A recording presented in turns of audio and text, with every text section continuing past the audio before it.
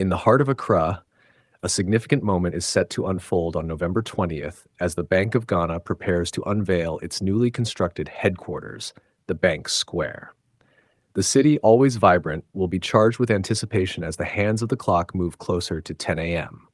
This occasion, marked as strictly by invitation, will be graced by none other than President Nana Akufo-Addo, who will take on the role of special guest of honor.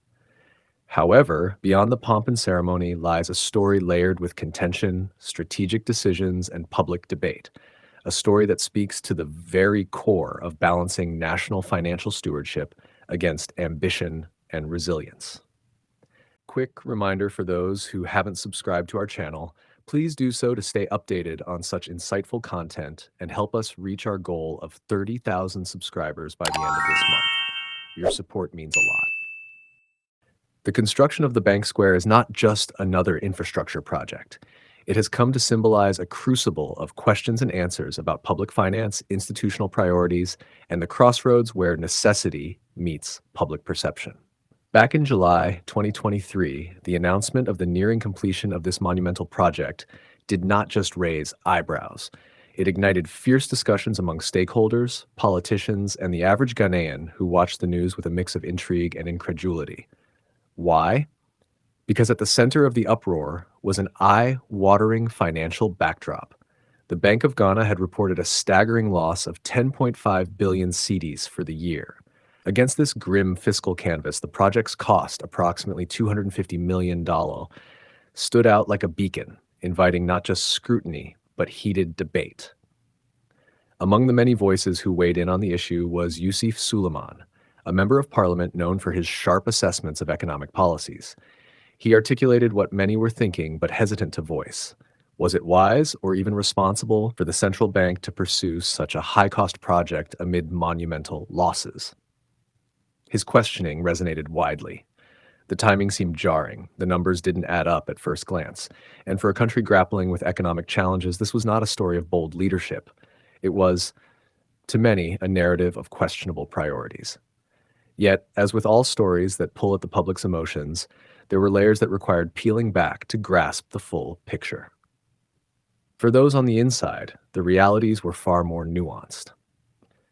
To silence the growing storm of disapproval, Stephen Opada, special advisor to the governor of the Bank of Ghana, stepped into the fray to address the doubts and suspicions clouding the project. With a measured tone that suggested both patience and conviction, Opada explained that by the time public attention had turned towards the construction, it was far too late to turn back without incurring serious repercussions. "I hear you clearly," Opada acknowledged, a phrase that conceded the valid frustrations of critics while signaling that understanding did not equate to agreement. He laid out a case built on the hard realities of project management and financial commitments. The truth, he explained, was that stopping the construction at that advanced stage would not just freeze the progress, it would trigger a cascade of losses. Contractors were already deep into their work, timelines had been cemented, and any halt would lead to penalties and sunk costs that would have to be borne by the very same bank that was under fire for its losses. Opada's statements were designed to walk a tightrope between transparency and justification. He pointed out that the losses the BOG had incurred were not solely linked to the headquarters project. They were, in fact, part of a broader economic context, influenced by fluctuating currency valuations, international financial challenges, and policy decisions shaped by external pressures. The project itself, as ambitious as it appeared, was just one thread in a larger, more complex tapestry of the bank's operational framework. Halting it would not make the financial woes disappear. It would, in some respects, magnify them. Yet, there was an acknowledgement that resonated.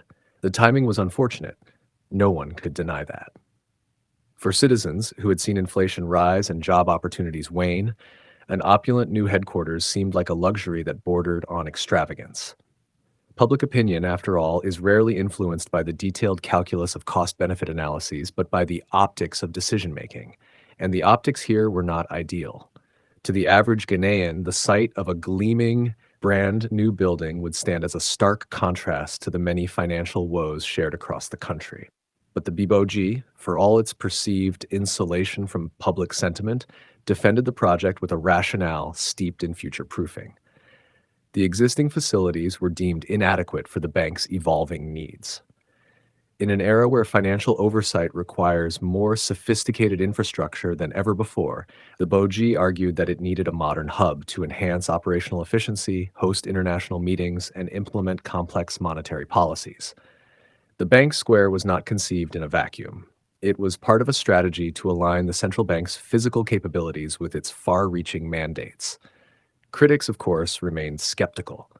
For many, the issue was not whether the BOJ needed a new headquarters, but whether it needed one now, at a time when national economic data pointed to struggles and sacrifices.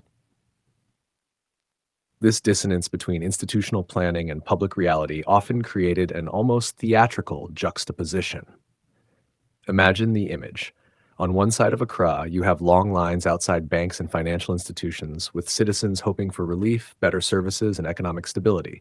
On the other, a grand architectural feat rises into the skyline, promising improved efficiencies that, to the public, might feel abstract, intangible, or even irrelevant to their day-to-day challenges. As November 20th approaches, it's hard not to ponder the narratives that will play out on that day.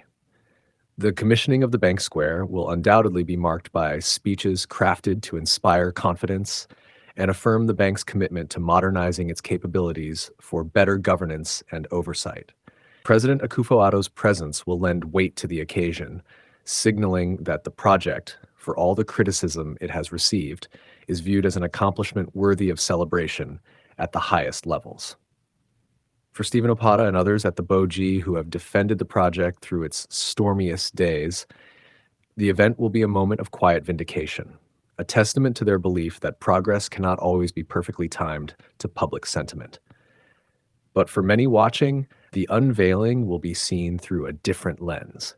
It will be measured against the backdrop of what it represents, a chapter where priorities were questioned, decisions scrutinized, and financial stewardship put under the microscope.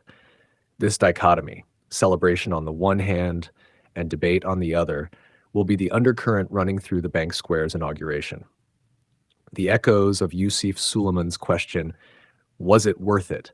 may not be answered fully on that day. Instead, the answer will be shaped in the years to come as the bank's operations under its new roof either validate or contradict the investment made.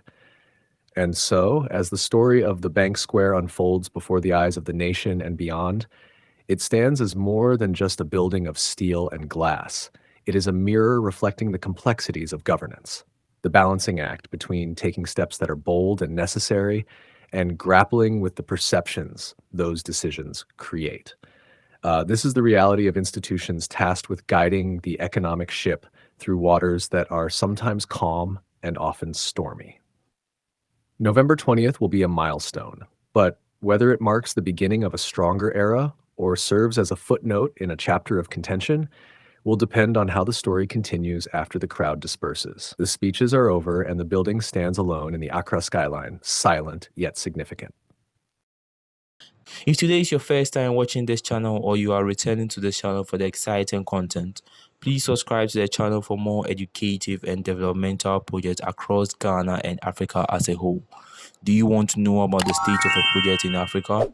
Then make sure to like and comment the name of the project you would like us to talk about and its current state.